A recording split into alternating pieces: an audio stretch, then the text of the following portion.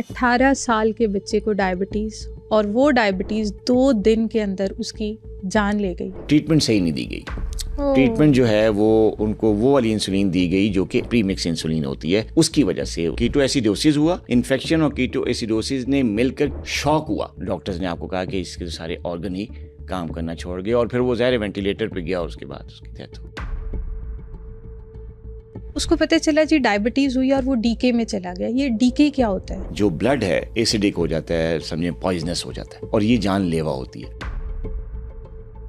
मतलब ये तो फिर किसी को भी हो सकती है। एक तंदुरुस्त बंदे के अंदर भी with in a weak type 1 diabetes बनेगी और उसको बिल्कुल डेथ बेड पे ले जाएगी। ये विद इन आवर्स होता है ये सारा कुछ ना। टाइप 1 हुई, डायग्नोज नहीं हुई, कीटो एसिडोसिस हुआ, शॉक हुआ, तो फिर ऑर्गन फेलियर होगा।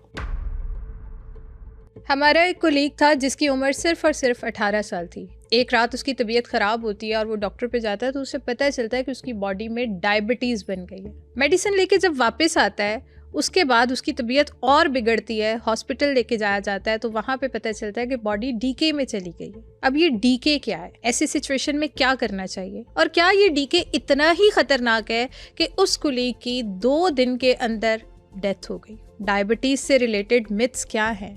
क्या रियलिटीज़ हैं? 18 साल के बच्चे की डेथ होना शुगर की वजह से, ये हम सबके लिए बहुत बहुत बहुत शॉकिंग था। अब हमें देखने वाले बहुत से ऐसे लोग हैं जो अभी ये नहीं जानते कि कहीं उनके जिस्म के अंदर डायबिटीज़ तो नहीं बन गई, क्या वो डायबिटीज़ से तो नहीं गुजर है। तो आज हम डायबिटीज़ के हवाले से और इस हवाले से कि उस 18 साल के बच्चे की डेथ कैसे हुई और क्यों हुई, क्या डॉक्टर्स की गफलत थी, क्या डायबिटीज़ ही वजह थी, डीके क्या था, ये सब जानेंगे उन डॉक्टर से जिनका 30 साल का एक्सपीरियंस है डायबिटीज़ की फील्ड में। 4 मिलियन उनकी व्यूअरशिप है और इसके अलावा वो अमेरिकन डायबिटीज़ एसोसिएशन के मेंबर भी हैं। तो इस पॉडकास्ट को एंड तक लाजमी देखें क्योंकि हमने तो अपना साथी खो दिया है। हम नहीं चाहते कि आपका कोई प्यारा आपसे दूर हो जाए। आपको ऐसे हादसात से बचाने के लिए ये पॉडकास्ट रिकॉर्ड किया जा रहा है।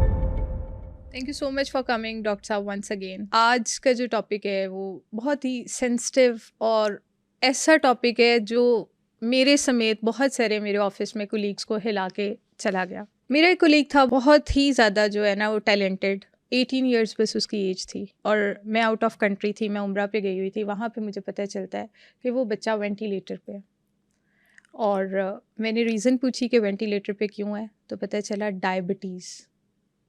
18 साल के बच्चे को डायबिटीज़ और वो डायबिटीज़ 2 दिन के अंदर उसकी जान ले गई। हमारे साथ का बच्चा 18 साल का जो डायबिटीज़ की वजह से फौत हो गया। तो उसने हम सबको, इवन के हमारे पूरे ऑफिस को बहुत बुरी तरह से झंझोड़ा है कि ये इसको हम सीरियस ही नहीं लेते। ये डायबिटीज़ क्या है कि जिसको हम सीरियस लेते ही नहीं है, इसकी अवेयरनेस है ही नहीं कि 18 साल के बच्चे हमारे अंदर से ख़त्म हो रहे हैं, फौत हो रहे हैं। ये बड़ा अच्छा आपने टॉपिक इसका चूज़ किया। जो बात आपने की कि जी डायबिटीज़ को हम सीरियस नहीं लेते और डायबिटीज़ की वजह से लोगों की डेथ्स हो रही हैं। देखिए मैंने ना, डायबिटीज़ पुरानी बीमारी है, क्रॉनिक डिजीज़ है, चलती है उम्र के साथ साथ। मैं कोई 12 साल से जो है ना डायबिटीज़ पे अवेयरनेस, हेल्थ एजुकेशन दे रहा हूँ लोगों को, मुख्तलिफ चैनल्स पे, इंटरव्यूज़ पे, टीवी शोज़ पे, सोशल मीडिया पे, न्यूज़ उस पे, मीडियाज़ पे। और उसकी बेसिक वजह, और उस वक्त से दे रहा हूँ जब इसकी इतनी अवेयरनेस नहीं थी। और अभी भी अब काफ़ी ज़्यादा अवेयरनेस हो गई है। आप जैसे लोग, बहुत ज़्यादा लोग जो है ना अवेयरनेस पे काम कर रहे हैं, सोशल मीडिया पे भी लोग काम कर रहे हैं, हॉस्पिटल में डॉक्टर्स भी इवन काम कर रहे हैं डायबिटीज़ के। लेकिन मैं जो चीज़ देख रहा हूँ, मैं कह रहा हूँ कि अभी भी ये जो एजुकेशन है, जो अवेयरनेस है, अभी भी नाकाफ़ी है, अभी भी नाकाफ़ी है। क्योंकि इस बीमारी में जो कॉम्प्लिकेशंस होती हैं, डायबिटिक कीटो एसिडोसिस का आप जिक्र, ये तो वन ऑफ द कॉम्प्लिकेशंस के अलावा कई। और मैं रोज़ाना की बेसिस पे जो मेरे पास पेशेंट आते हैं उसमें 8 to 10 पेशेंट्स ऐसे हैं जो कि कॉम्प्लिकेशंस का शिकार होते हैं। एक तो डायबिटीज़ है, अनकंट्रोल्ड है, उसके साथ तो आते ही आते हैं। अब अगर मैं 50 से 60 मरीज़ अगर डेली देखता हूँ जो, उसमें तकरीबन 8, 9, 10 पेशेंट ऐसे होते हैं जो कॉम्प्लिकेशंस का शिकार होते हैं। और पीछे रीज़न क्या होती है? एजुकेशन का फुकदान, गलत डायग्नोसिस, प्रॉपर डायग्नोसिस ना होने के बाद गलत ट्रीटमेंट, जो ट्रीटमेंट देनी नहीं चाहिए वो ट्रीटमेंट दी जाती है, जो देनी चाहिए वो नहीं दी जाती। तो इस तरह की जो चीज़ें हो रही हैं जो है वो उसकी वजह से जो है ना डायबिटीज़ में होने वाली कॉम्प्लिकेशंस, फिर डेथ, जिस तरह आपने देखा। आपकी मुझे बहुत अफसोस हुआ, मुझे भी आपकी कॉल आई थी रात बिल्कुल, में बिल्कुल, काफ़ी बिल्कुल। लेट, जब वो मैंने फिर उनके पेरेंट्स से बात भी की, लेकिन क्योंकि वो टाइम इतना ऐसा था और क्योंकि मेरे पास जो डाटा वो हुआ शेयर हॉस्पिटल का, वो इतना ना काफ़ी था, पढ़ा भी नहीं जा रहा था, तो उस पर बात करेंगे अभी। बिल्कुल। तो वो उसकी वजह से चले, अल्लाह को ये मंजूर था, अल्लाह उसको जन्नत में जगह अता करे, उसके आमीन, गुनाहों को आमीन। बख्शे, हम तो दुआ ही कर सकते हैं। लेकिन ये बात बड़ा अच्छा टॉपिक आपने उठाया कि जी जो हेल्थ एजुकेशन है ख़ासतौर पे डायबिटीज़ की, उसमें अभी भी उसमें काफ़ी गैप है। उसको पता चला जी डायबिटीज़ हुई और वो डीके में चला गया। ये डीके क्या होता है? डीके से बनता है डायबिटिक कीटोएसिडोसिस। यूजुअली जो डायबिटिक कीटोएसिडोसिस है वो टाइप 1 डायबिटीज़ की एक कॉम्प्लिकेशन है, टाइप 1 डायबिटीज़ की। इस पे हम काफ़ी बात भी कर चुके हैं, टाइप 1, टाइप 2 और गेस्टेशन डायबिटीज़, आपको याद भी होगा पिछले पॉडकास्ट में भी। अब आज जो डायबिटिक कीटोएसिडोसिस है, ये बेसिकली टाइप 1 डायबिटीज़ की वजह से होती है, इसकी कॉम्प्लिकेशन है। और टाइप 2 डायबिटीज़ में भी होती है, लेकिन बहुत रेयर है, बहुत रेयर है। वो उस केसेस में होती है, उन केसेस में होती है जब टाइप 2 डायबिटिक पेशेंट्स जो हैं वो अनकंट्रोल्ड होने की वजह से शुगर लेवल इन्फेक्शन का शिकार हो जाते हैं, डिहाइड्रेशन का शिकार होते हैं किसी भी वजह से, तो उसमें फिर ये कीटोएसिडोसिस की पिक्चर आती है। लेकिन जो ये डायग्नोसिस है इस कॉम्प्लिकेशन की, ये यूजुअली यंग बच्चों में, यंग लोगों में जिनमें टाइप 1 डायबिटीज़ होती है, उनमें होती है। और होता इसमें ये है कि एक छोटे 2 लफ्ज़ों में जो मैं बात करूं, कि अभी और क्वेश्चंस भी आएंगे आपकी तरफ से, कि इसमें बेसिकली जो ब्लड है इंसान का, जो भी पेशेंट है उसका ब्लड जो है वो एसिडिक हो जाता है, समझें तेज़ाब बन जाता है। ये एक ये है कि डायबिटिक कीटोएसिडोसिस ज़्यादातर टाइप 1 को होती है, और उसमें जो ब्लड है इंसान का जिसको ये होती है वो एसिडिक हो जाता है, समझें पॉइजनस हो जाता है, ये चीज़, और ये जानलेवा होती है। ये डायबिटीज़ की वन ऑफ ऐसी कॉम्प्लिकेशन है जो कि सीरियस है, जानलेवा होती है, और आपने देख भी लिया कि आपके कुलीग के साथ क्या हुआ। उस बच्चे को नहीं पता था उसको डायबिटीज़ है, ठीक है। वो तो बड़ा हंसता खेलता एंजॉय करता बच्चा, उसकी आप मुस्कुराहट देखें, उसके चेहरे पे मासूमियत देखें, तो हम में से किसी ने ये कभी सोचा भी नहीं होगा कि उसके अंदर इतना बड़ा मर्ज बन रहा है। या मतलब डायबिटीज़ हम सुनते हैं ना तो बड़ी आराम सी चीज़, कॉमन सी चीज़ लगती है। डायबिटीज़, बीपी को तो हम सीरियस लेते ही नहीं। ये तो क्योंकि हर 10 में से 8 लोग इस चीज़ से गुजरे हैं ना, डायबिटीज़, बीपी, तो हम इस चीज़ को इतना सीरियस नहीं लेते।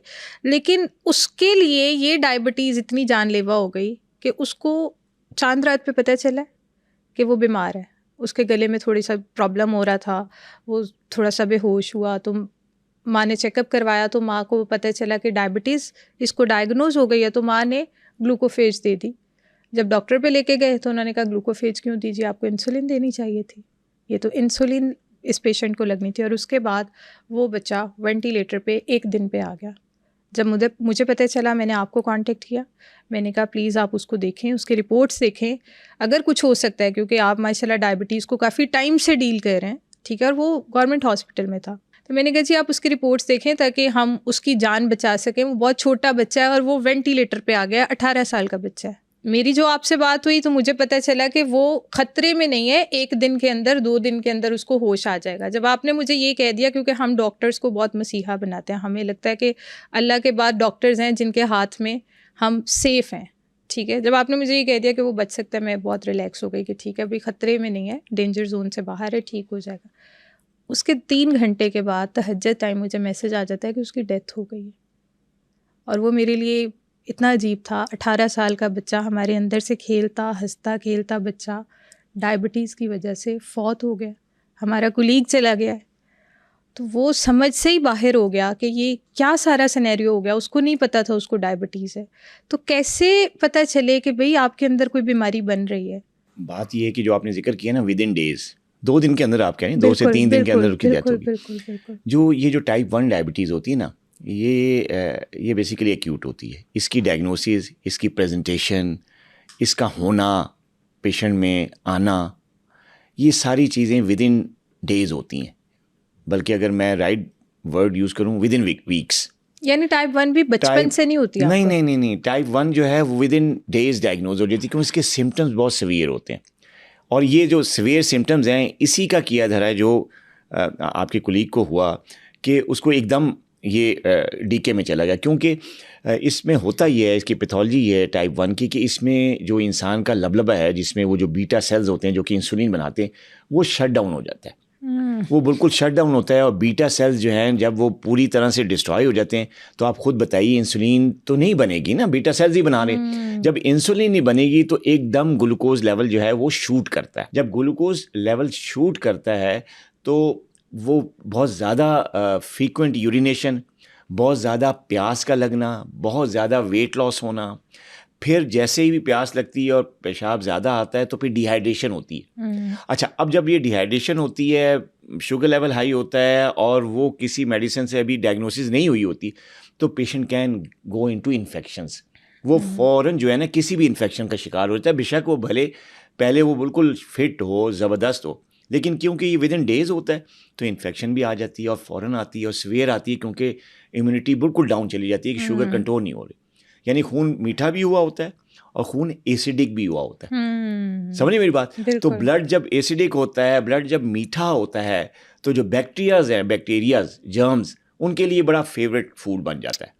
अब जब ये ब्लड जब फेवरेट फूड बनता है, जो मीठा होता है, तो उसमें इन्फेक्शन का चांस है, इम्यूनिटी बहुत ज़्यादा डाउन होती है। तो जो मोस्ट प्रॉब्ली लगा कि जब उसको हुई डायबिटीज़ तो फ़ौरन ही वो अनकंट्रोल्ड हो गया। फिर ज़ाहिर है वो डायग्नोसिस नहीं हुई और ओरल ट्रीटमेंट दी, वो भी वालदा ने खुद दी या डॉक्टर ने दिया, मुझे इतना नहीं पता डिटेल में। मेरी उनकी वालदा से बात हुई थी उसी दिन रात को, और वो जब उसको सिम्टम्स हुए सारा कुछ, और बुखार हुआ और साथ ज़्यादा सिम्टम्स हाइपरग्लाइसीमिया के, पेशाब ज़्यादा आ रहा था, मुंह सूख रहा था और फ़ौरन हाई ग्रेड फ़ीवर हो गया, तो वो लेके गई थी डॉक्टर्स के पास, जो भी करीब में उनके लोकल डॉक्टर थे उन। तो उन डॉक्टर्स ने डायग्नोज तो कर लिया था टेस्ट करवा के, तो उन्होंने कहा था कि अभी इसको ओरल मेडिकेशन दे दें। तो मेरे ख्याल है उन्हीं के मशवरे से शायद वो जो भी टैबलेट उन्होंने दी, जो कंट्रोल नहीं हुई, क्योंकि डायबिटीज़ टाइप 1 में तो डायरेक्ट इंसुलिन देनी चाहिए ना। और फिर उनकी वालदा से जो मेरी बात हुई और वो जब हॉस्पिटल गई, तो उनको हॉस्पिटल वालों ने कहा था कि इसको तो इंसुलिन देनी चाहिए। बात भी ठीक थी उनकी, इंसुलिन देनी चाहिए थी, जो कि टाइमली नहीं दी गई, जिसकी वजह से शुगर लेवल बहुत हाई हुआ, अनकंट्रोल्ड हुआ, और साथ ही वो डायबिटिक कीटोएसिडोसिस में भी चला गया। उसके बाद जो इन्फेक्शंस हुई उसने बहुत बुरा किया, और फिर वो वेंटिलेटर पे आ गया। तो देखिए इसमें जो है ना ज़्यादा जो चीज़ होती है टाइप 1 में, वो ये होता है फ़ौरन आपको शुगर कंट्रोल करनी होती है, अदरवाइज़ डायबिटिक कीटोएसिडोसिस जैसी कॉम्प्लिकेशंस बहुत जल्दी आ जाती हैं, विद इन डेज़ आ जाती हैं। तो इसलिए जो आपने कहा कि 2-3 दिन के अंदर डेथ होगी, तो ये डायबिटीज़ का वो ज़्यादा थोड़ा सा डेंजरस किस्म का रुख है। वैसे तो हम इसको क्रॉनिक डिजीज़ कहते हैं, लेकिन ये जो टाइप 1 डायबिटीज़ में कीटोएसिडोसिस होता है, ये बड़ा एक्यूट इमरजेंसी होती है। इसको फ़ौरन डायग्नोज होना चाहिए, फ़ौरन इसकी ट्रीटमेंट होनी चाहिए, और इसकी ट्रीटमेंट है, या तो होना एक चीज़ की ट्रीटमेंट नहीं है तो आप जो हैं वो अब क्या कर सकते हैं, दवाई कर सकते हैं, लेकिन इसकी ट्रीटमेंट है। अब ज़ाहिर है अल्लाह ने उसकी लिखी हुई थी ज़िंदगी यहाँ तक ही कि डेथ होगी, लेकिन इसकी ट्रीटमेंट है। और कई नौजवान बच्चे, मेरे कई पेशेंट जो हैं वो डायबिटिक कीटोएसिडोसिस के साथ ही प्रेजेंट करते हैं, लेकिन अल्हम्दुलिल्लाह अल्लाह का शुक्र है कि उनको शिफा भी होती है, वो नॉर्मल ज़िंदगी भी गुजार रहे होते हैं। कई मेरे ऐसे पेशेंट हैं जो कि अभी क्योंकि प्रैक्टिस करते हुए काफ़ी अर्सा हो गया, तो अभी तो वो यंग एज में उनको टाइप 1 डायबिटीज़ हुई थी, कीटोएसिडोसिस हुआ, करेक्ट हुआ, अब वो माशाल्लाह शादियां भी हुई हैं उनकी, तो वो अल्लाह का शुक्र है। लेकिन ज़ाहिर है इसकी ज़िंदगी इतनी लिखी हुई थी। एक तो ये बच्चा गया चांद रात पे हॉस्पिटल, ठीक है, तो इसने पूरे रोज़े भी रखे हैं, मतलब जब तक मैं रमज़ान में इधर थी कम से कम ये रोज़े रख रहा था, तो ऑब्वियसली इसने उसके बाद भी रखे होंगे, ठीक है।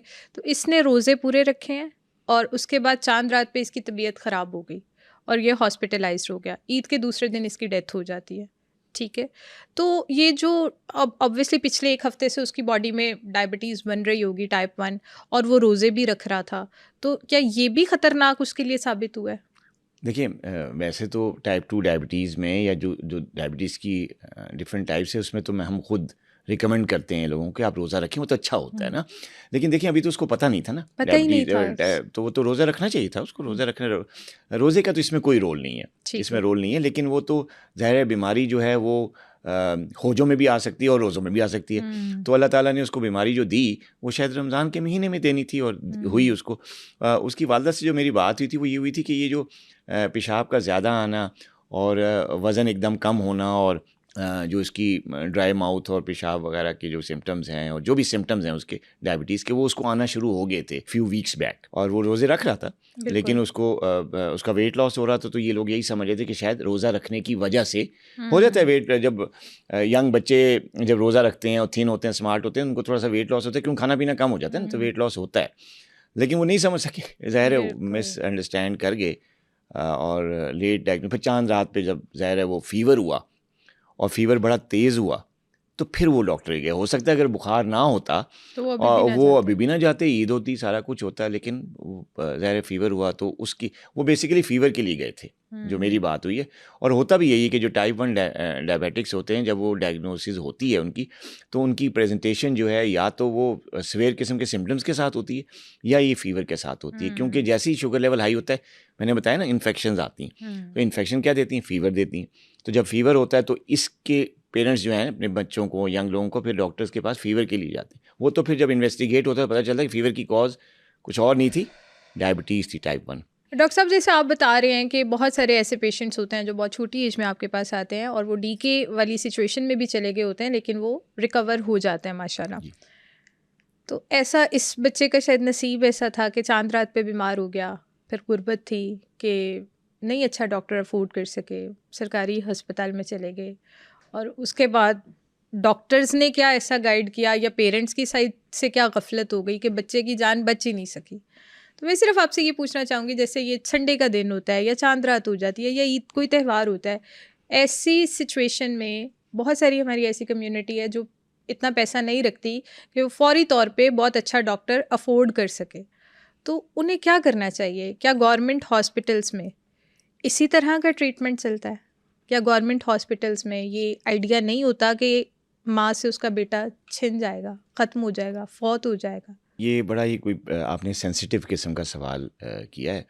गवर्नमेंट इंस्टीट्यूशंस जैसे पांचों उंगलियां जो है ना वो बराबर नहीं होती। आपने सुना है कि कई अच्छे गवर्नमेंट हॉस्पिटल्स हैं। मैं ख़ुद क्योंकि गवर्नमेंट हॉस्पिटल से ट्रेन हुआ और सारा मेरा जो एक्सपीरियंस है वो है, तो मैं तो मतलब अपने पेरेंट जो हॉस्पिटल है मेरा, जहाँ से मेरी ट्रेनिंग हुई, जहाँ पे मैंने जॉब की, तो मैं उसको तो बुरा नहीं कहूँगा। ऑब्वियसली ज़्यादा मैं वहीं से ट्रेन हुआ हूँ, लेकिन सारे हॉस्पिटल एक जैसे नहीं होते।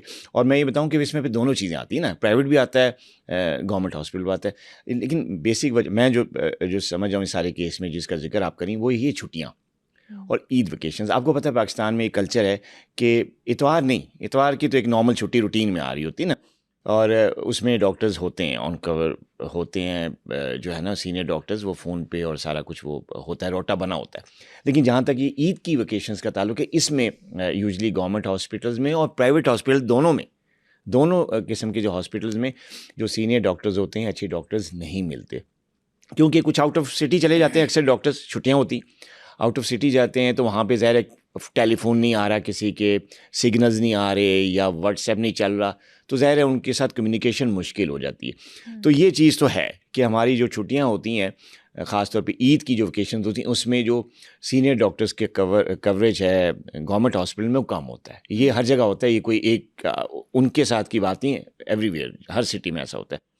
तो यूजुअली होना नहीं चाहिए, उसके लिए एक कंप्लीट रोटा बनना चाहिए, एटलीस्ट 1 या 2 सीनियर डॉक्टर्स ईद की वेकेशंस में ऑन कॉल ज़रूर होने चाहिए, ज़रूर होने चाहिए। इस पे ज़ाहिर है हेल्थ अथॉरिटीज़ काम भी करती होंगी, उनको आपके इस पॉडकास्ट के हवाले से हम कह भी देते हैं, मेरी भी रिक्वेस्ट है, आपकी भी रिक्वेस्ट है कि वो अपना रोटा ख़ास तौर पे ईद की वेकेशन में इस तरह का बनाएं कि जो बीच में जो सेकंड कवर होता है वो कम से कम एटलीस्ट रजिस्ट्रार लेवल के जो डॉक्टर्स हैं, जो रजिस्ट्रार लेवल्स के डॉक्टर हैं, वो ज़रूर जो हैं वो ऑन कॉल हों, और ताकि अगर ज़रूरत पड़ने पे उनको बुलाया जा सके। ये मेरी भी रिक्वेस्ट है आपके थ्रू। अच्छा, ये इसमें भी एक चीज़ है कि ऑन कॉल भी, जैसे आपको मैंने उनके साथ कनेक्ट करवा दिया था, उस फैमिली के साथ, उनकी मदर के साथ मैंने कनेक्ट करवा दिया था, लेकिन उस साइड से प्रॉपर डाटा आपके साथ शेयर नहीं किया गया, प्रॉपर रिपोर्ट्स आपके साथ शेयर नहीं की गई।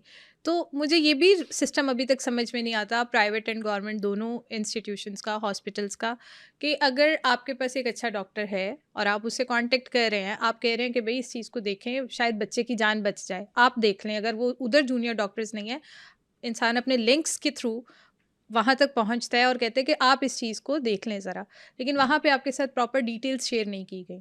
आपके अकॉर्डिंग था कि बच्चा डेंजर जोन से बाहर है, लेकिन ठीक 4 घंटे बाद मुझे पता चलता है कि बच्चे की डेथ हो गई है। बड़ा अच्छा क्वेश्चन आपका। देखिए इसमें दो चीज़ें हैं ना, जो अगर मेरे पास डाटा शेयर नहीं हुआ तो इसका मतलब है, क्योंकि मुझे सिर्फ इतना पता चला कि डीके में है वो, डायबिटिक कीटोएसिडोसिस में। उसकी ब्लड इन्वेस्टिगेशन कितने हैं, उसके इलेक्ट्रोलाइट लेवल्स कितने हैं, क्या सही है, उसके वाइटल साइंस हैं, उसका जो ब्लड का जो पीएच है वो कितना है, जो ब्लड गैसेज हैं उनका क्या रिजल्ट है। ये कुछ ऐसे टेस्ट होते हैं जो कि लाइफ सेविंग होते हैं, ये करवाने चाहिए, हॉस्पिटल में होते भी हैं, हुए भी होंगे। लेकिन क्योंकि बच्चा आईसीयू में था, तो आईसीयू का मैं आपको बताऊं कि आईसीयू का प्रोटोकॉल होता है कि वो अपनी जो मेडिकल शीट होती है, जो ट्रीटमेंट शीट होती है, जो उसका उनकी जो फाइल होती है पेशेंट की, वो शेयर नहीं करते। और ये कोई एक आईसीयू नहीं करता, ये हर आईसीयू, गवर्नमेंट हॉस्पिटल के हों या प्राइवेट हॉस्पिटल के हों, वो अपना जो मेडिकल डाटा है या जो पेशेंट की फ़ाइल है वो शेयर नहीं करते। ये क्योंकि मैंने भी गवर्नमेंट हॉस्पिटल में काम किया, तो ये प्रोटोकॉल होता है। और उसकी वजह जो है वो ये है कि अगर पेशेंट फ़ाइल लेके कहीं जाता है, क्योंकि आईसीयू में देखें जो है ना, वो कोई आम आदमी नहीं होता, कोई आम पेशेंट नहीं होता। वो वाकई वो पेशेंट आईसीयू में होते हैं जो वाकई लाइफ थ्रेटनिंग सिचुएशन में होते हैं, उनकी ज़िंदगी शदीद ख़तरे में होती है। तो होता ये है कि जो हॉस्पिटल की मैनेजमेंट होती है वो ये नहीं चाह रही होती कि सीरियस पेशेंट है, इसकी फ़ाइल कहीं बाहर जाके शेयर हो। और जो पेशेंट है, क्योंकि उनमें से कोई तकरीबन 50-60% पेशेंट आईसीयू के जो हैं वो डेथ बेड पे होते हैं, और वो डेथ उनकी हो भी जाती है क्योंकि सीरियस होते हैं ना, वो ऐसी चीज़ होती है, बीमारी जिसको हम कहते हैं ला इलाज है ना, तो वो बस आईसीयू में एक लाइफ सपोर्ट दी जा रही होती है जो कि किसी भी वक्त ख़त्म हो जाती है और पेशेंट की डेथ हो जाती है। तो जब डेथ होती है तो पेशेंट के जो अटेंडेंट दे बिकम इमोशनल, जैसे आपके साथ हुआ, आप उनकी कोलीग थी। कई पेशेंट के साथ, हमारे साथ जब हम आईसीयू में काम करते थे तो कई जब मौके ऐसे होते थे जब पेशेंट की डेथ होती थी, और जब हम अटेंडेंट्स को बताते थे कि जी आपका जो भी है चाहने वाला रिश्तेदार है उसकी डेथ हो गई है, तो वो इमोशनल हो जाते थे। ठीक है, जब फाइल शेयर होती है बाहर, तो वो फाइल जो है वो किसी नॉन डॉक्टर के पास भी जा सकती है, किसी जूनियर डॉक्टर के पास भी जा सकती है, किसी आम किसी शरपसंद के साथ पास भी जा सकती है। तो वो उनको गलत गाइड कर देता है कि जी ये तो नहीं डॉक्टर की गलती। क्या होगा, वो इमोशनल तो पहले ही सही है, और जब उनको पता चलेगा सही बात नहीं गलत बात किसी ने बता दी कि जी गलत डायग्नोसिस हुई है, तो वो तो जज्बात में आ जाएंगे। वो आगे से ये नहीं देखेंगे कि यार ये कैसी डायग्नोसिस है, कोई टेक्निकल ग्राउंड्स में किसी सीनियर डॉक्टर से कंसर्न नहीं करेंगे, वो उस किसी भी नॉन डॉक्टर की अनप्रोफेशनल की एडवाइस पे चले जाएंगे, वो गलत ट्रीटमेंट। क्या हुआ, फसाद फैलाने वाले तो हर जगह होते हैं ना, वो उनको किसी ने कहा कि जी वो गलत ट्रीटमेंट, क्या होगा, डॉक्टर्स के साथ लड़ाई कुटाई, आईसीयू के शीशे तोड़ दिए गए, डॉक्टर्स को मारना शुरू कर दिया। और ऐसे केसेस आते हैं, आप न्यूज़ चैनल उठा के देखें, रोज़ाना नहीं तो हफ्ते में एक केस ऐसा ज़रूर आता है, कराची में, लाहौर में, इस्लामाबाद, बिग सिटीज़ में, कि इस तरह की जो मिस हैप्स जो हैं वो डॉक्टर के साथ, उनके अटेंडेंट के साथ लड़ाइयाँ होती हैं, हड़ताल पे डॉक्टर चले जाते हैं, नर्सिंग स्टाफ हड़ताल पे जाते हैं। बेसिक यही होता है। क्या वजह क्या होती है, यही चीज़ जो मैंने बताया। तो इसलिए फिर हॉस्पिटल ने प्रोटोकॉल बनाया होता है कि जो सीरियस पेशेंट होते हैं आईसीयू में जो होते हैं, उनका डाटा बाहर शेयर ना किया जाए, ताकि किसी किस्म की जज्बाती सूरत हाल ना हो। क्योंकि डॉक्टर्स को पता होता है कि जो पेशेंट वहाँ पे हैं उनमें से चंद एक ही बच पाएंगे, सारे नहीं बच सकते, सारों में से अक्सर की डेथ होनी है। ये बात मैं आपको बता रहा हूँ उस एक्सपीरियंस के बेस पे। अल्लाह सबको बचाए, मेरी तो दुआ है। अच्छा, जैसे आप बता रहे हैं कि विद इन अ वीक उसके बॉडी के अंदर डायबिटीज़ आई है, टाइप 1 डायबिटीज़ आई है, और उसके बाद वो डीके में चला गया, तो ऐसे कौन से स्वेयर सिम्टम्स होते हैं जो बेशक 1 साल के बच्चे में हो, 2 साल के बच्चे में हो, 18 में हो, 20 में हो, 30 में हो, कि हमें फ़ौरन से अलर्ट हो जाना चाहिए कि नो अब हमें डॉक्टर पे जाना है? बिल्कुल, डायबिटिक कीटोएसिडोसिस के बड़े सीवियर किस्म के सिम्टम्स होते हैं। बड़ा अच्छा क्वेश्चन है आपका, ताकि लोगों को अवेयर तो होना कि होना क्या है, ताकि वो एक तरफ साइड पे लगे तो सही ना। और वो ये, एक तो जो पेशेंट यंग होता है, यूजली जो जिसको डीको होता है, यंग बच्चे होते हैं, नौजवान होते हैं, जैसे ये 18 साल का बच्चा था, तो उनकी एक तो प्रेजेंटेशन बहुत एक्यूट होती है, पेशाब बहुत ज़्यादा आ रहा होता है, बड़ी हैवी, बार बार वॉशरूम जा रहे होते हैं, बहुत ज़्यादा यूरिनेशन, बहुत ज़्यादा प्यास, मतलब जैसे ही यूरिन करके आते हैं पानी पीते हैं फिर यूरिन करके, मतलब इस तरह का साइकिल चल रहा होता है। विद इन मिनट्स जो है ना वो वॉशरूम के चक्कर लग रहे होते हैं। तो ये जो हाइपरग्लाइसेमिक सिम्टम्स होते हैं बहुत ज़्यादा होते हैं। दूसरा ये होता है कि इसमें जो पेशेंट का जो इलेक्ट्रोलाइट बैलेंस है वो बहुत तेज़ी से ख़राब हो जाता है, जिसमें आपका जो है ना ब्लड, जैसे मैंने जिक्र किया, एसिडिक हो जाता है। तो उसकी वजह से ख़ास किस्म की स्मेल सांस से आने शुरू हो जाती है, उसको हमको स्मॉल ब्रीदिंग कहते हैं, लेकिन एक ख़ास किस्म की स्मेल जो है वो आती है उस पेशेंट के सांस में से। तो ये अटेंडेंस को पता होना चाहिए कि अगर बच्चे के या उसकी जिसकी वो अटेंशन उसकी ज़्यादा अजीब सी स्मेल आ रही है सांस से, तो वो फ़ौरन समझ जाएं। पेशाब कर रहा है, बार बार वॉशरूम जा रहा है, पानी पी रहा है बहुत ज़्यादा और स्मेल आ रही है सांस के साथ, और फिर ये होता है कि जब कोई ट्रीटमेंट नहीं होती तो फिर पेन में जो पेट में जो बहुत ज़्यादा शदीद किस्म का दर्द होता है, एब्डोमिनल पेन बड़ा सीवियर किस्म का होता है, तो ऐसा लगता है शायद अपेंडिक्स का है। लोग यही समझते हैं। अक्सर पेरेंट्स हमारे पास आते हैं पेट का दर्द लेके बच्चे को कि ये अपेंडिक्स का दर्द है, तो जब डायग्नोसिस पता चलता है टाइप 1 डायबिटीज के बच्चा जो है ना कीटोएसिडोसिस में जा रहा था, तो ये भी होता है। तो सीवियर किस्म का एब्डोमिनल पेन, सीवियर किस्म की वॉमिटिंग, और क्योंकि शुगर लेवल बहुत हाई होता है तो इसमें इन्फेक्शन बड़ी जल्दी आ जाती हैं। जैसे मैंने पहले बताया, तो इन्फेक्शन की वजह से क्या होता है, फीवर, तो हाई ग्रेड फीवर, पेशाब का बार बार नहाना, मुंह सूखना, बार बार पानी पीना, वेट लॉस हो रहा होना विद इन डेज, बहुत तेज़ी से वज़न कम होना, और साथ में हाई ग्रेड फीवर, सांस के साथ स्मेल का आना, फिर बहुत शदीद किस्म का पेट में दर्द, वॉमिटिंग जो रुके ही ना, जो चलती जाए, दवाइयाँ दे रहे हैं वॉमिटिंग की, नहीं आराम आ रहा, मतलब वॉमिटिंग हो रही है। इसकी भी हुई थी, आपके कोलीग की भी, 1-2 दफ़ा इसको भी एपिसोड दिया, उन्होंने वॉमिटिंग की दवाई दी, नहीं ठीक हुआ तो फिर हॉस्पिटल ले गए वो। तो वॉमिटिंग होना, ठीक है, और पेट में शदीद किस्म का दर्द होना, और फिर जब तब भी ना ट्रीटमेंट हो तो पेशेंट जो है वो अनकॉन्शियस होने लगता है। क्या, उसको चक्कर आने लगते हैं, वो आपकी बात का जवाब नहीं देता, गुनूदगी आ जाती है, गुनूदगी आ जाती है, आप पूछते कुछ हैं जवाब कुछ और आ रहा होता है, तो लोग समझते हैं शायद कोई फालिज हो रहा है या कुछ, ऐसा नहीं, वो इसी सारे डीके की प्रोसेस की वजह से सारा कुछ आ रहा होता है। तो ये सिम्टम्स होते हैं। तो अगर ये किसी को आएँ तो उनको फ़ौरन से पहले इमरजेंसी में जाना है, किसी भी गली मोहल्ले के डॉक्टर्स के या किसी डॉक्टर के घर पे नहीं। इस मौके पे अब ये प्लीज़ ज़रा अवेयरनेस, भी ये गलती हुई थी कि वो क्लिनिक वगैरह क्लिनिक वाले पे चले गए, इवन कि किसी सीनियर डॉक्टर के घर पे भी नहीं जाना, उसने भी रेफ़र हॉस्पिटल में ही करना है कि दिस इज़ एन सीवियर किस्म की इमरजेंसी।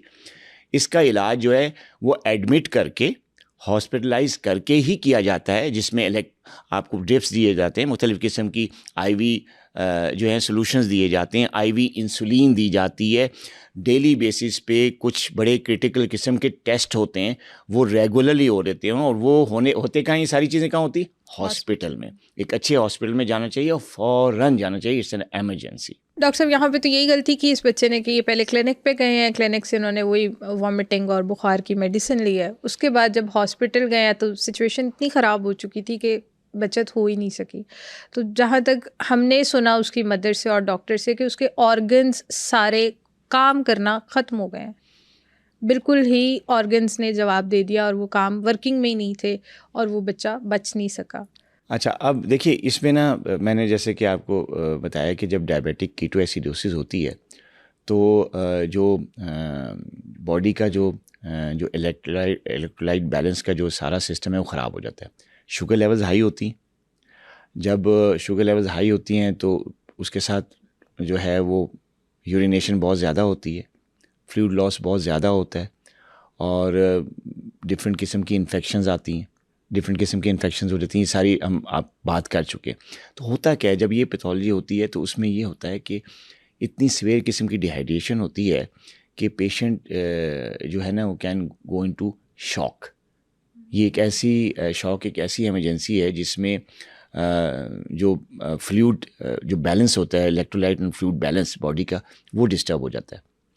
और जब शॉक होता है तो फिर जो ब्लड की जो रिक्वायरमेंट तो हर ऑर्गन को होती है ना, जिस्म का हर ऑर्गन को खून चाहिए काम करने के लिए, तो शॉक एक ऐसी कॉम्प्लिकेशन है जो इसकी वजह से होती है, जो डायबिटिक कीटोएसिडोसिस की वजह से, कि उसमें प्रॉपर ब्लड जो है उसका वॉल्यूम वो उतना नहीं रहता जो कि बॉडी को जिसकी ज़रूरत होती है।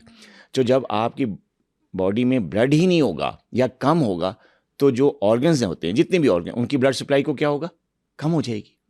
जब डिफरेंट ऑर्गन्स की ब्लड सप्लाई कम होगी तो उनके सेल्स जब काम करना छोड़ जाएंगे, तो इसलिए उन डॉक्टर्स ने कहा था कि इनके डिफरेंट ऑर्गन्स डेड होना शुरू हो गए हैं।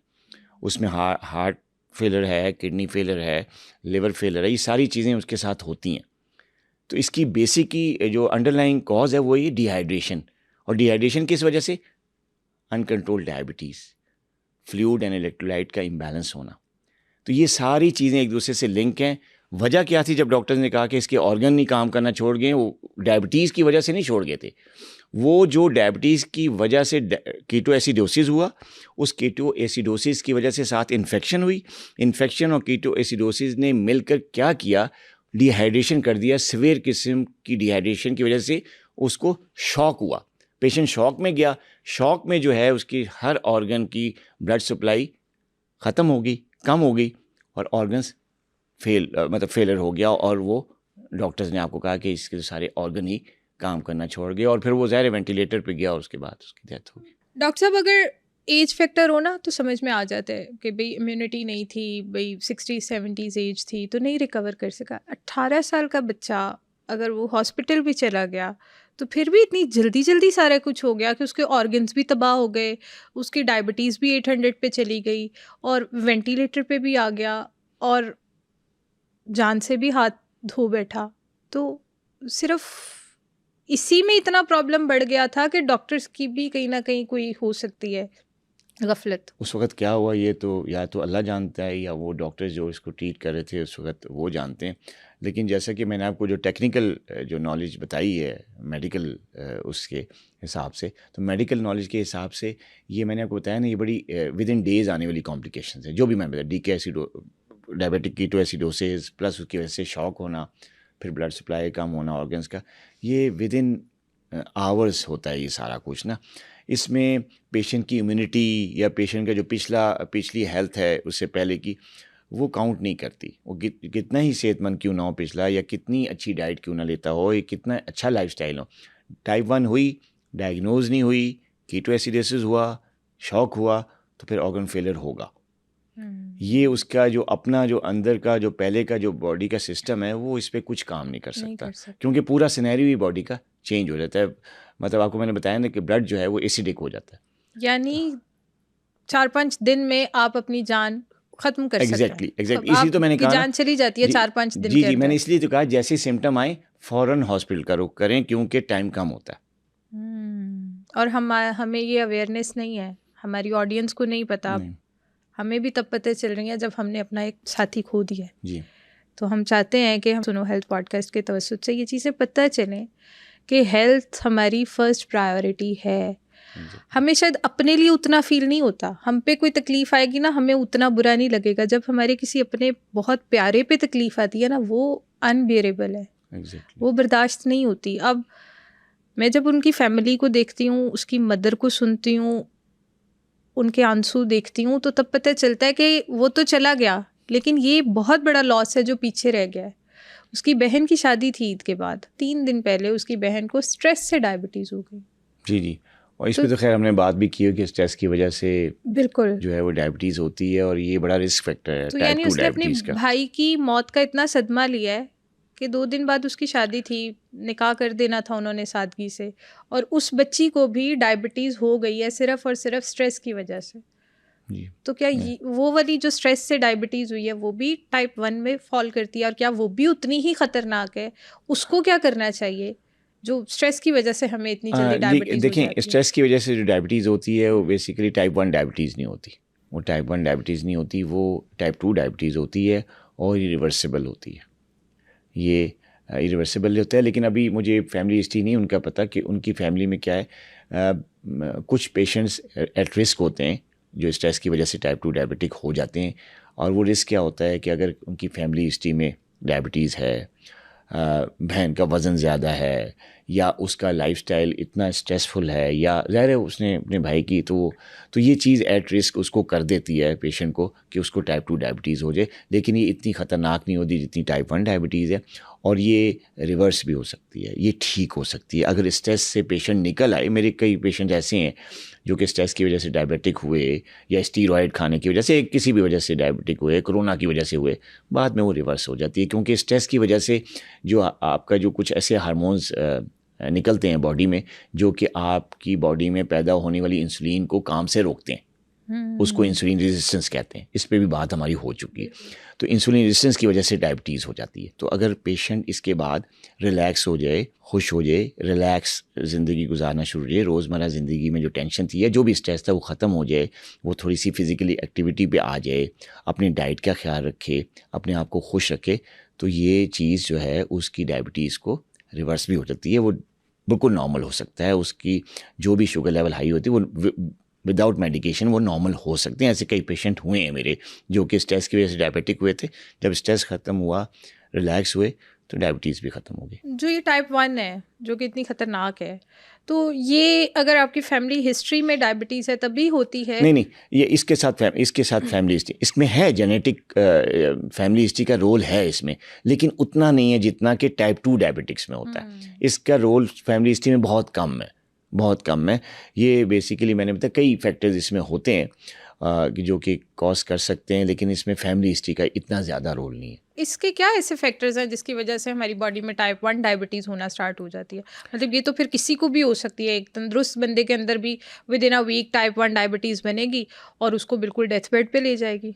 अब हम तो डर गए हैं ना, क्योंकि हमने तो खो दिया ना अपना। अब हमें तो बुखार भी होगा तो हम डरेंगे कि यार खुदा ना जी। खास्ता कुछ और मसला ना हो। हाँ, देखिए जो टाइप 1 डायबिटीज़ में जब बीटा सेल ख़त्म हो जाते हैं, डिस्ट्रॉय हो जाते हैं, बेसिकल क्यों होते हैं? वो होते इसलिए कि जिस्म के बीटा सेल के ख़िलाफ़ ऑटो एंटीबॉडीज़ बन जाती हैं। ऐसी एंटीबॉडीज़ जो जिस्म खुद बनाता है, कोई बाहर से नहीं आती, खुद बनाता है, और वो एंटीबॉडीज़ कहाँ अटैक करती हैं? अपने बीटा सेल्स पे, और बीटा सेल्स को डिस्ट्रॉय कर देती हैं। समझें आपकी बॉडी आपकी अपनी दुश्मन बन गई, या बंदे का जो निज़ाम है अंदर का, इम्यूनिटी का सिस्टम जो है वो उसका खुद दुश्मन बन जाता है। अब वजह क्या होती है? कुछ इन्फेक्शंस हैं, रिसर्च कहती है कि कुछ ऐसी वायरल इन्फेक्शंस हैं जिसकी वजह से जिस्म में जो है ना कोई ख़ास किस्म की ऐसी एंटीबॉडीज़ बन जाती हैं जो अपने ही टिश्यू के ख़िलाफ़ काम करना शुरू हो जाती हैं। एक तो ये फैक्टर हो। दूसरा वो इन्फेक्शंस कौन सी हैं जो इन्फेक्शंस आप बता रहे हैं? वो वायरल इन्फेक्शंस हैं। अब उसमें 2-3 वायरसेस हैं जो आए हैं, जिनका नाम मैं अभी नहीं लेना चाहूँगा क्योंकि अभी इस पर रिसर्च हो रही है, लेकिन वो वायरस है, और वायरस ऐसा है कि जो कि आप पता नहीं भी कर सकते। वायरल इन्फेक्शन हुई, बुखार हुआ, सिम्टम्स हुए, पेशेंट ठीक हो गया, लेकिन अंदर उस वायरस ने कुछ ऐसी चेंजेस कर दी जिसकी वजह से एंटीबॉडीज़ बनी, और वो जो है ना उन्होंने बीटा सेल पे अटैक कर दिया। ये अच्छा, अब ये किसी भी किस्म का वायरस हो सकता है। अच्छा, अब आम जो वायरसेस होते हैं, फ्लू वायरसेस या ये नहीं इतना करते, ख़ास किस्म के वायरसेस होते हैं वो करते हैं, और ये किसी के साथ भी हो सकता है, ये किसी के साथ भी हो सकता है। दूसरा ये जो फैक्टर है ये कि जो माएँ अपने बच्चों को मदर फीड करवाती हैं, आजकल ये हो गया है कि जी माएँ बहुत जल्द जो है ना वो काऊ मिल्क पे या गाय के दूध पे या इस पे ले आती हैं ना, भैंस के दूध पे, कोई भी वजह होती है, तो वो ये भी एक फैक्टर है। इसमें एक रिसर्च है जो ये बात कहती है कि अगर 4 माह से या 6 महीने से पहले बच्चे को मदर फीड बंद करवा के काऊ फीडिंग या भैंस के या गाय के दूध पे डाला जाए, तो वो जो दूध है जब बच्चे के अंदर जाता है तो उसकी वजह से उसमें एक ख़ास किस्म का केमिकल होता है जो कि अटैक करता है इम्यून सिस्टम पे, और वहाँ से फिर ये एंटीबॉडीज़ जिनका मैंने जिक्र किया वो बनती हैं, और वो फिर बच्चे के बीटा सेल्स को तबाह करते हैं। लेकिन ये हर एक के साथ नहीं होता, ठीक है, लेकिन ये एट रिस्क है, ये एक रिस्की फैक्टर है। तो लिहाजा मेरी रिक्वेस्ट इस प्रोग्राम के हवाले से है माओं पे, ख़ासतौर पे उन बच्चों की माएँ पे जो कि मदर फीड करवाती हैं अपने बच्चों को, तो वो कम से कम जो भी प्रॉब्लम है 6 माह तक बच्चे को जो है वो अपना दूध ज़रूर पिलवाएं। ये अदरवाइज़ भी बहुत हेल्दी है। ये गायनेकोलॉजिस्ट हैं और जो पीडियाट्रिशियंस हैं वो भी यही कहते हैं कि जो मदर फीड है वो कम से कम जो है वो 6 माह तक ज़रूर होनी चाहिए। इससे बहुत फ़ायदा होता है, बच्चे की इम्यूनिटी बेहतर होती है, बच्चा सेहतमंद होता है, हड्डियाँ, मतलब इसकी बहुत ज़्यादा फ़ायदा है बच्चों के लिए। तो जब ये पहले ख़त्म हो जाता है तो फिर अगर फ़र्ज़ किसी मजबूरी के तहत भी अगर आप नहीं दे पाती दूध बच्चे को, तो कम से कम काओ या जो है ना फीड पे ना लेके आएँ, फिर ये बॉटल जो पाउडर मिल्क होता है इस पे ले आएँ। हमारे घर में भी जब मेरी भतीजी पैदा हुई थी तो उस बड़े ये कहते थे नहीं काऊ मिल्क दे दो, वो तो बहुत हेल्दी होता है, वो तो अच्छा होता है, वो तो बच्चे के लिए सेहत वाइज बड़ा अच्छा होता है। तो 2-3 महीने में उसको काऊ मिल्क स्टार्ट करवा दिया था। मतलब हम लोगों की प्रैक्टिसेस बहुत गलत हैं कि हमें नहीं पता कि इन द लॉन्गर रन वो हमारी बॉडी में क्या प्रॉब्लम्स पैदा कर सकती हैं। जी देखिए, जो काऊ मिल्क होता है ना, मैंने तो एक बताया ना रिसर्च की बेस पे कि जी इससे beta cell function auto antibodies बनने के बाद जो है ये ख़त्म होते हैं। इसके अलावा और भी बड़े अनहेल्दी बेनिफिट्स हैं, जैसे पेट की इन्फेक्शंस हैं डिफरेंट किस्म की, जो कि काउ मिल्क से जाती हैं ना बच्चे के पेट में। तो ये चीज़ वैसे भी अनहेल्दी है, अनएथिकल है। बच्चे को मदर फीड ही देनी चाहिए और वो 6 माह तक एटलीस्ट देनी चाहिए, ठीक है। उसके बाद फिर आप उसको सेमी सॉलिड पे और वीनिंग वगैरह पे ले आएँ। पीडियाट्रिशियन इस बारे में बात करते होंगे, तो वो वीनिंग पे ले आएँ तो बच्चा जो है ना वो हेल्दी होता है, उसकी हड्डियाँ भी ठीक होती हैं, उसका जो इम्यून सिस्टम है वो ठीक होता है, उसको टाइप 1 डायबिटीज़ का रिस्क कम हो जाता है। ये कितनी बड़ी बात है, कितनी बड़ी अवेयरनेस है कि जो हमें पता ही नहीं है, कि जिसकी वजह से जब बच्चा थोड़ा बड़ा होगा खुदा ना खास्ता वो टाइप 1 डायबिटीज़ का पेशेंट बन सकता है, अल्लाह माफ़ करे। मुझे एक और चीज़ बताएं कि ये प्री डायबिटिक, डायबिटिक, अब ये प्री डायबिटिक वाला जो फेज़ होता है, क्या उसमें ये रिवर्स हो सकती है और वो क्या चीज़ होती है? टाइप 1 की बात हो रही है। टाइप 1 में तो प्री डायबिटीज़ नहीं होती ना। ठीक प्री है, diabetes is concerned with type 2 diabetes. ठीक है। तो वो जो प्री डायबिटिक होते हैं बड़े एडल्ट्स में होता है ज़्यादातर, तो वो लोग टाइप 2 में कन्वर्ट हो जाते हैं, होते हैं, हो और भी वो सकते हैं। रिवर्सिबल होती है? प्री डायबिटिक्स रिवर्सिबल है अगर वेट ठीक को कंट्रोल कर लिया जाए, अनहेल्दी लाइफस्टाइल को छोड़ के हेल्दी लाइफस्टाइल कर लिया जाए, बैलेंस डाइट ली जाए, तो वो रिवर्स हो जाती है। अच्छा, जैसे डॉक्टर साहब मैंने अपना एक, अब मेरी तो सराउंडिंग में से एक बंदा चला गया ना, उसको रोज़ देखती थी, रोज़ मिलती थी, और एक दिन पता चलता है कि अब वो नहीं है भाई, वो चला गया। तो ऐसे आपने कितने केसेस, ऐसे वर्स्ट केसेस डील किए हैं जो कहीं ना कहीं आपके ऊपर भी वो इफ़ेक्ट हो गए हों? देखिए हमारे पास डॉक्टर्स का ना थोड़ा सा जब से हमारी दिल सख्त होता है ना? सख्त होता है, क्योंकि देखिए हमने तो अब मेडिकल कॉलेज के डे से मतलब सेकेंड ईयर पे हमें डेड बॉडीज़ के साथ एक्सपोजर दे दिया जाता है।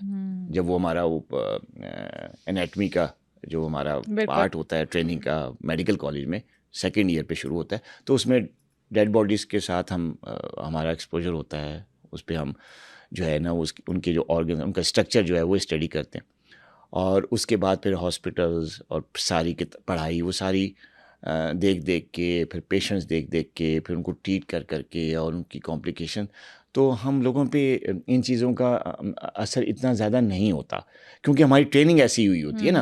अब देखिए ना, अब मैं ये नहीं कह रहा कि हम कोई जालिम होते हैं या ये नहीं बिल्कुल होता। बिल्कुल। हमें भी रोना आता है, हम भी इमोशनल हो जाते हैं, हम भी अपनी फैमिलीज़ के ऊपर या अपनी फैमिली की बीमारी पे या अपने रिश्तेदारों की बीमारी पे या अपने चाहने वाले की बीमारी पे या उनकी मौत पे हमें भी गम होता है। लेकिन हम इस ट्रेनिंग की वजह से वो गम जो है ना हमारे चेहरे पे आंसुओं की शक्ल में, हमारे जज्बात की शक्ल में या डिप्रेशन की शक्ल में नहीं आता, कि हम ये चीज़ देख देख के रोज़ की बेसिस पे हम अब used to हो आप गए। उसको तो कोई और वर्ड कहेंगे जी, आप वो पत्थर दिल हो चुके होते हैं, ऐसा नहीं, कहते भी हैं। नहीं, सख्त दिल तो कहते हैं कि ऑब्वियसली हाँ, आप लोगों को तो डेली की ऐसा प्रैक्टिस है ना, वो प्रैक्टिस चीज़ है। देख रहे हैं। हाँ, वो अगर आपको भी मैं इस तरह की प्रैक्टिस कराऊं, नहीं प्लीज़। इवन कि नहीं, वैसे मैं कह रहा हूँ, तो आपकी भी ट्रेनिंग हो जाएगी, फिर आपको भी इतना असर नहीं होगा, क्योंकि हमारा तो ये रोज़ का काम है ना। तो इसलिए हम ये नहीं कि हम अंदर से पत्थर दिल, ऐसा नहीं होता, लेकिन वो जो आपको, जो आपका दिमाग और जो जिस्म और आपके सारे रिफ्लेक्सेस जब जिस चीज़ पे ट्रेन हो जाते हैं, तो हो सकता है कि हमारा रिस्पॉन्स, हमारे इमोशंस डिफरेंट हों लोगों के निस्बत, ये होता है। तो डायबिटीज़ का कोई वर्स्ट केस, जैसे ये हमारे लिए वर्स्ट था कि हमारे साथ का बंदा चला गया और हमसे छोटा है, उसके छोटे छोटे से ख्वाब हैं, मोबाइल लेना है, लैपटॉप लेना है, नए कपड़े लेने हैं, इस तरह के ख्वाब लेके वो कहाँ इस दुनिया से दूसरी दुनिया में ही चला गया। तो ये हमारे लिए तो बहुत ज़्यादा जो है ना, हमारा दिल चीर के गुजरा है ये इंसिडेंट। तो आपका कोई ऐसा पूरे करियर में अभी तक वर्स्ट केस जो डायबिटीज़ के हवाले से आप एक्सपेक्ट ही ना कर रहे हो कि यार ये भी हो सकता था और ये हो गया? जैसे कि आपको पता है, एक्सपीरियंस 25 साल से मैं डायबिटीज़ प्रैक्टिस कर रहा हूँ। रोज़ाना के 60-70 मरीज़ मैं उनके साथ मेरा इंटरेक्शन होता है, डायबिटिक्स होते हैं। तो केसेस तो आते रहते हैं, ऐसे केसेस जो कि आपको याद रह जाते हैं, उसमें रिज़ल्ट्स बड़ा अनएक्सपेक्टेड होता है, ट्रीटमेंट का भी और इन्वेस्टिगेशंस का भी। तो ये चीज़ तो हमारे साथ लगी रहती है, हमारे पास काफ़ी ज़्यादा मेमोरीज़ होती हैं। लेकिन अभी हाल ही में एक बच्चा जिसका मैं मेमोरी आपके साथ शेयर करूँगा, कुछ अरसे पहले मेरे पास आया। 2.5 साल उसकी एज थी। 7-8 महीने पहले उसको डायग्नोसिस हुई कि उसको टाइप 1 डायबिटीज़ है, इंसुलिन दी गई। अब ये 7-8 महीने का अरसा जो पेरेंट्स थे उनके लिए बड़ा सब्र आज़मा था, क्योंकि शुगर उसकी कंट्रोल नहीं हो रही थी। इंस्पाइट ऑफ 2.5 साल इंसुलिन। के बच्चे हाँ, 2.5 साल के बच्चे की शुगर अनकंट्रोल नहीं हो रही थी, और मतलब शुगर कंट्रोल नहीं हो रही थी, और उसकी जो लेवल्स थे वो बहुत ज़्यादा हाई थे। जब भी उसके फास्टिंग या रैंडम लेवल्स चेक किए गए, जो चार्ट हमारे सामने है, वो अबव 400 थे। तो बच्चे की शुगर कंट्रोल नहीं हो रही थी, जिसके बाद वो फिर प्रेजेंट हुआ हमारे पास, हमारे क्लिनिक पे। तो पता ये चला देख कि जो है ना, जहाँ से भी उन्होंने ट्रीटमेंट किया, जिस डॉक्टर से भी ट्रीटमेंट लिया, ट्रीटमेंट सही नहीं दी गई। ट्रीटमेंट जो है वो उनको वो वाली इंसुलिन दी गई जो कि एडल्ट्स को दी जाती है, प्री मिक्स इंसुलिन होती है। उसकी वजह से उसका जो है वो शुगर कंट्रोल नहीं हुआ। 2.5 साल के बच्चे को जो इंसुलिन दी जा रही थी वो एडल्ट्स को देने वाली एडल्ट्स थी, वाले जो कि दिन हम 2.5 साल के 2.5 बच्चे साल के को, बच्चे माय को दे रहे थे। गॉड। वो फिर ज़ाहिर है जो है ना, उसकी वजह से उसकी शुगर लेवल कंट्रोल नहीं हो रहे थे, जो कि फिर बड़ा सेटबैक था बच्चों की, जो पेरेंट्स के लिए। तो फिर उसके बाद जब हमारे पास आए, तो फिर हमने उनको प्रॉपर जो कि बच्चों को इंसुलिन देनी चाहिए, और वो दी। और अभी कुछ दिन पहले उसके फादर की कॉल भी आई हुई थी। दे वर वेरी हैप्पी, क्योंकि बच्चे की शुगर जो है वो कंट्रोल रहना शुरू होगी। वो रैंडम लेवल भी उसके अंडर 200 आने शुरू हो गए, फास्टिंग भी कंट्रोल हो गया। तो बच्चा एक तो बहुत ज़्यादा एक्टिव हो गया, ठीक हो गया। पेरेंट्स के लिए बड़ा तसल्ली बख्श था। पेरेंट्स ने मुझे यकीन कीजिए 2-3 दफ़ा उसके फादर ने, एक दफ़ा उसकी मदर ने कॉल की और सिर्फ थैंक यू करे। मैंने कहा जी थैंक यू, इसमें क्या बात है, मेरा तो रोज़ का काम है, हमने ट्रीटमेंट दी थी, कई पेशेंट जो ठीक होते हैं। तो इस तरह आप प्लीज़ कोई गिफ्ट ना भेजें। आप वो जो कह रहे थे कि आप बिल्कुल गिफ्ट ना भेजें, बिल्कुल मेरा तो काम था। आपने बिल्कुल बिल्कुल जो मेरे पास आए, मैंने राइट ट्रीटमेंट दे दी, तो आपका बच्चा ठीक हो गया। अल्लाह करे सारी उम्र ठीक रहे, मैं दुआएं आमीन। दूंगा इसको। तो आप इस तरह का तकल्लुफ़ नहीं करें। लेकिन वो इतने हैप्पी हैं थे जाहिर कि है वो भी आपने डॉक्टर, आप सिर्फ डॉक्टर बने नहीं है ना, आपने उस फीलिंग को समझा है कि आप एग्जैक्टली लोगों के साथ कितनी एक्सपेक्टेशंस हैं। जी जी हम खुदा के बाद जब हम हॉस्पिटल अपने बच्चों को या खुद जा रहे होते हैं ना, तो हम खुदा के बाद सिर्फ और सिर्फ डॉक्टर्स पे रिलाय कर रहे होते हैं कि डॉक्टर बता देगा ना कि भाई तुम खतरे में नहीं हो। हमें हमें 90% तो वहीं से होप मिल जाता है कि नहीं, एग्जैक्टली हम खतरे में नहीं है। अब वो भी डॉक्टर था जिसने उसको गलत इंसुलिन पे लगा दिया, 2.5 साल के बच्चे को एडल्ट इंसुलिन पे लगा दिया। आप भी डॉक्टर थे कि आपने उसे बचा लिया।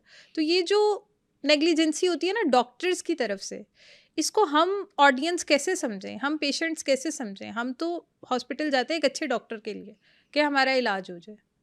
कोई वो डेड बॉडीज निकाल के बाहर भेज देते हैं, कोई सेहतमंद करके बाहर भेज देते हैं। वही मैंने बताया ना कि सारे बराबर नहीं होते। जो है ना, पांचों उंगलियां बराबर नहीं होती। अच्छे डॉक्टर्स भी हैं, और इस फील्ड में, जैसे हर फील्ड में, अब आपकी मीडिया की फील्ड में भी अच्छे लोग भी हैं, ज़्यादातर हैं।